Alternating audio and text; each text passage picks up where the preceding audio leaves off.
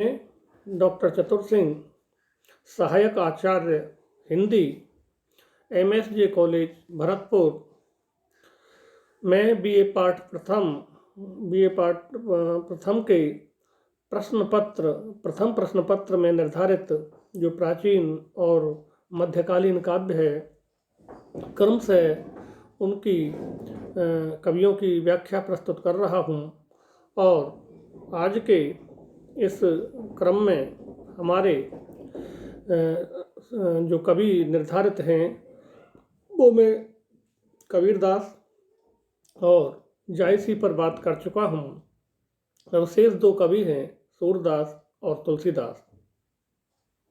यहाँ पर सूरदास के भ्रमर गीत से हमें पाठ्यक्रम में कुछ चुनिंदा छंद निर्धारित किए गए हैं।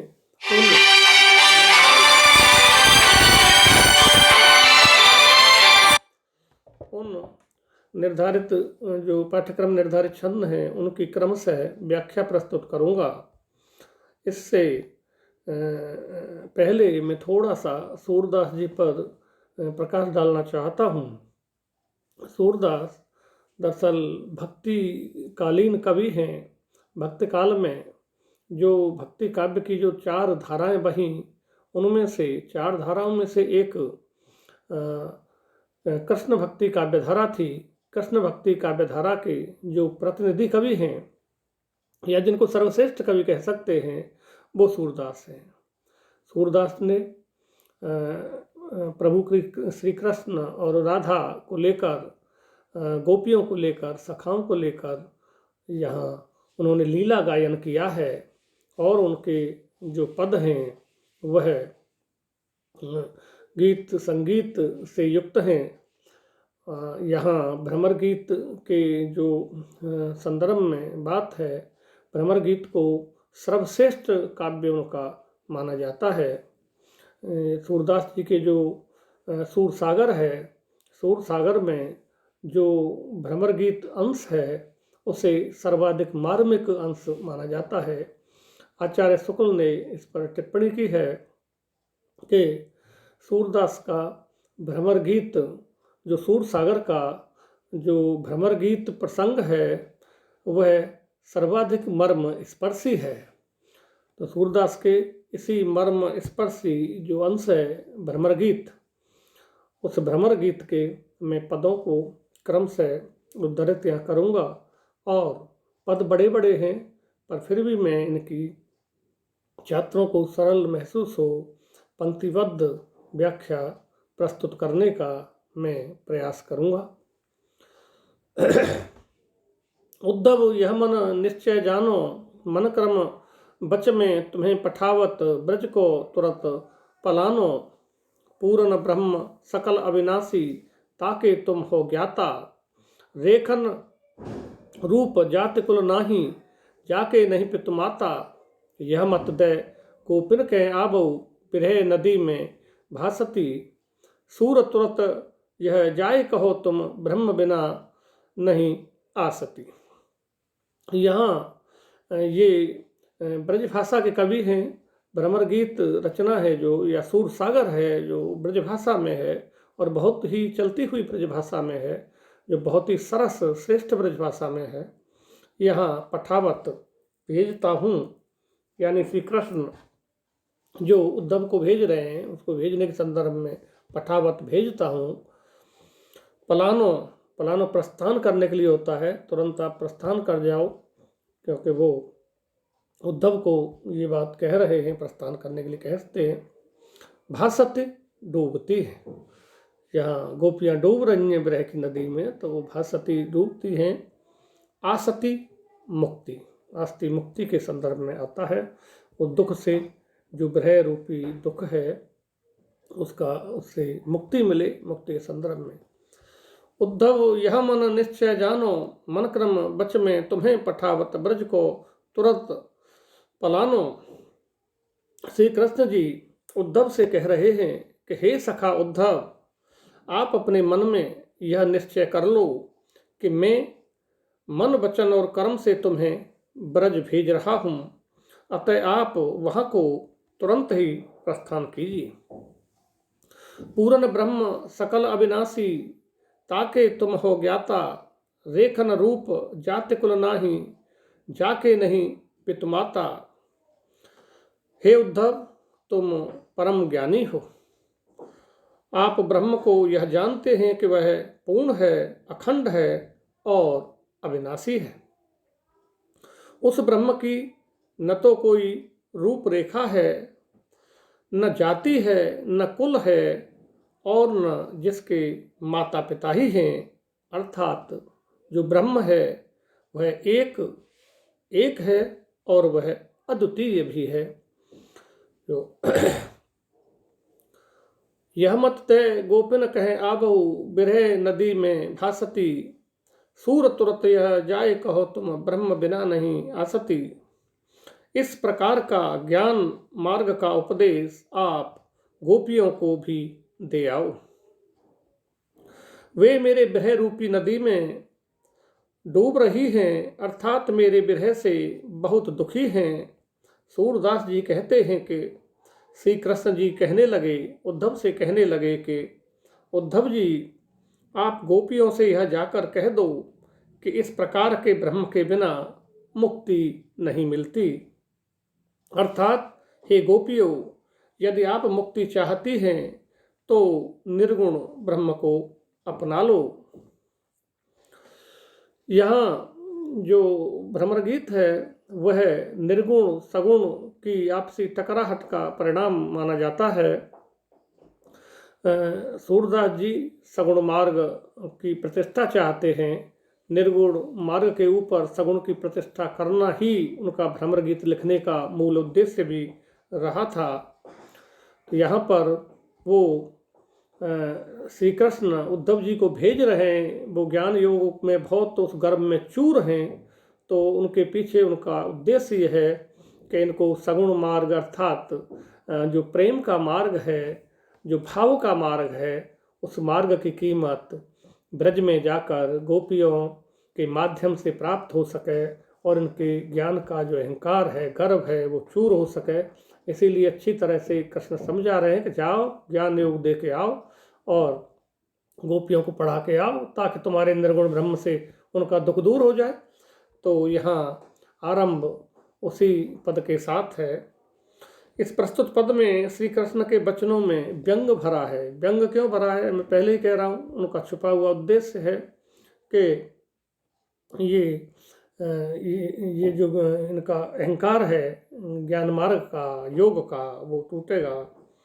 उद्धव के ज्ञान के ऊपर भी यहाँ व्यंग किया गया है, क्योंकि वो दरअसल अहम से पीड़ित है और वो मार्ग सही नहीं है। जाके तुम हो ज्ञाता कहकर जो आदर श्री कृष्ण ने यहाँ व्यक्त किया है, उसकी पोल उद्धव के मथुरा लौटने पर ही खुल पाएगी। ये बात यहाँ ये सारी भूमिका प्रस्तुत कर दी है सूरदास जी ने। मैं अगला छंद प्रस्तुत कर रहा हूँ। उद्धव बेग ही ब्रज जाहू, सुरत सदेश सुनाए मेरो, बल्लभिन को दाहू, काम पावक तून में तन, बिरह श्वास समीर, भसम नाहिन होन पावत लोचनन के नीर। अजो लो यह भांत वह है कछुक सजग शरीर, इते पर बिन समाधने क्यों धरे तिय धीर। कहो कहा बनाए तुम सो सखा साधु प्रवीण, सुर सुमत बिचारिये क्यों जिए जल बिन मीन। तो यहाँ पर उद्धव से श्री कृष्ण जो कह रहे हैं, जो संवाद प्रस्तुत कर रहे हैं, उनका जो वो कहे वचन जो हैं श्री कृष्ण के यहाँ वो प्रस्तुत हैं। उद्धव बेग ही ब्रज जाहू, सुरत सदेश सुनाए मेटो, बलबिन को दाहू। तो यहाँ सुरति प्रेम का के लिए संदर्भ में, प्रेम के संदर्भ में प्रयोग होता है। बल्लभिन यहाँ प्रियतमाओं के लिए आया है, जो गोपियां हैं उनके लिए आया है। दाहू, दाहू दुख के लिए प्रयोग हुआ है। पावक अग्नि, और उजोलों अजोलों आज तक मीन मछली के लिए प्रेम के संदर्भ में, जल और मछली के प्रेम के संदर्भ में। यहाँ उद्धव बेखी ब्रज जाहू, सुरत सदेश सुनाए में तो बल बिन को दाहू। श्री कृष्ण उद्धव से कहते हैं कि हे उद्धव, आप शीघ्र ही ब्रज को चले जाओ, हमारा प्रेम का जो संदेश है सुनाकर प्यारी गोपियों के दुख को दूर करो। अर्थात गोपियों को जब यह संदेश मिलेगा कि श्री कृष्ण ने उन्हें स्मरण किया है, तो उनके हृदय में जो वियोग दुख से उनका हृदय जो दग्ध हो रहा है, जो जल रहा है, उसे वो सांत्वना मिलेगी, उनको गोपियों को सांत्वना प्राप्त होगी। काम पावक तूल में तन बिरह श्वास समीर, भसम नाहिन होन पावत लोचरन के नीर। काम रूपी अग्नि में तूल रुई के संदर्भ में आता है। काम रूप अग्नि में तूल रुई के समान उनके शरीर जल रहे हैं, उस पर बिरह के श्वासों की समीर चल रही है, परंतु उनके शरीर नेत्रों से बहने वाले आंसुओं के जल के कारण भस्म नहीं हो पा रहे हैं। अर्थात नेत्रों से जो जल की धारा बह रही है, अश्रु धारा, जो अजस्र धारा बह रही है, किसी प्रकार से उनका शरीर भस्म होने से उस जल के कारण बच पा रहा है। अजलों यही भांति वह कछुक सजग शरीर, इते पर बिन समाधने क्यों धरे ते धीर। आज तक उनका शरीर इसी तरह झुलसते झुलसते कुछ सजग बना हुआ होगा, इतने पर भी यदि कोई समाधान न किया गया तो वे गोपियां धैर्य धारण किस प्रकार करेंगी। इते पर बिन समाधने क्यों धरें ते धीर, इतना भी समाधान नहीं किया गया तो वो किस प्रकार से धैर्य धारण करके आगे जी पाएंगी, इस बात को श्री कृष्ण प्रस्तुत कर रहे हैं। कहो कहा बनाए तुम सो सखा साधु प्रवीण। श्री कृष्ण प्रवीण सुर सुमत विचारिए क्यों जिए जल बिन मीन। श्री कृष्ण कहते हैं हे उद्धव, मैं तुमसे और अधिक बातें बनाकर क्या कहूँ, आप जैसा मित्र और चतुर सज्जन और दूसरा कोई नहीं है, कौन हो सकता है आपकी जगह। सूरदास कहते हैं कि श्री कृष्ण उद्धव से कहने लगे कि आप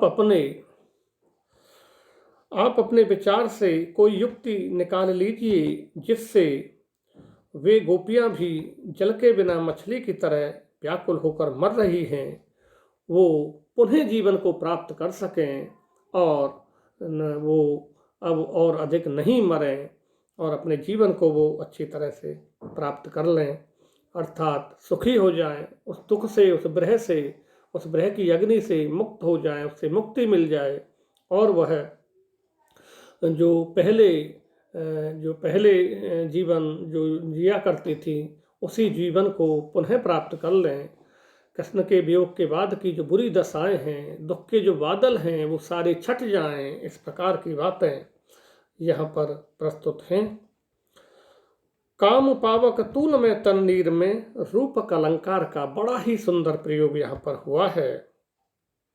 यहाँ इस छंद में विशेष बात यह है, दुख की चरम सीमा पर पहुंचने पर जो स्थिति हुआ करती है, वैसी स्थिति का वर्णन यहाँ पर, मृत्यु की स्थिति का वर्णन, निरंतर अश्रुधारा बह रही है, उससे शरीर भस्म होने से बच रहा है, ऐसी स्थितियों का वर्णन यहाँ कवि ने किया है। आज के इस वीडियो में यहीं तक। आगे में भ्रमर गीत की जो पदों की जो व्याख्या हैं अगले वीडियो में छात्रों के लिए प्रस्तुत करूँगा। आज के लिए यहीं तक, धन्यवाद।